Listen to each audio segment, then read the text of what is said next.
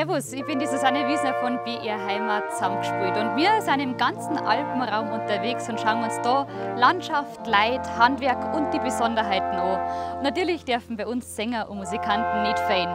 Alle Sendungen findet ihr hier.